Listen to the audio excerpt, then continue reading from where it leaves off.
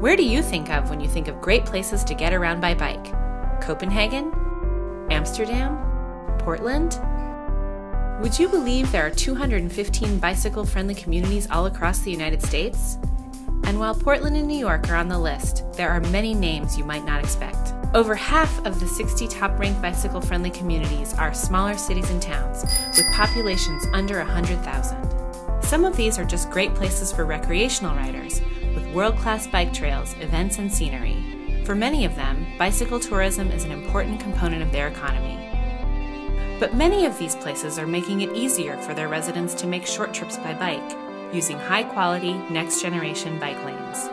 These protected green lanes aren't just popping up in places like Washington, Chicago, and New York. They are on the ground in 32 cities nationwide. Places you might not expect, like Missoula, Montana, Indianapolis, Indiana, and St. Petersburg, Florida, to name a few.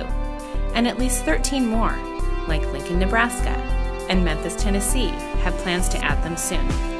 There are many towns, big and small, in all corners of our nation that are realizing that bike-friendly streets make for happy, healthy residents.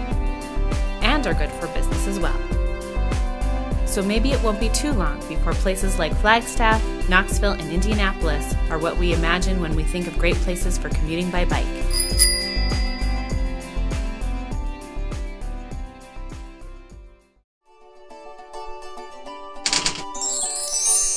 Americans are driving less.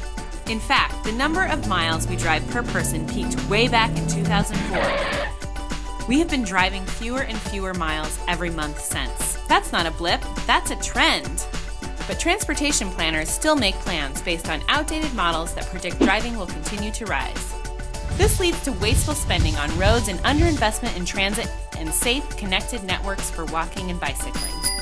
Why are Americans driving less?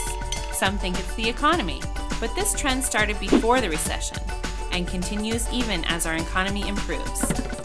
Some people think it's high gas prices, but that doesn't line up so well either.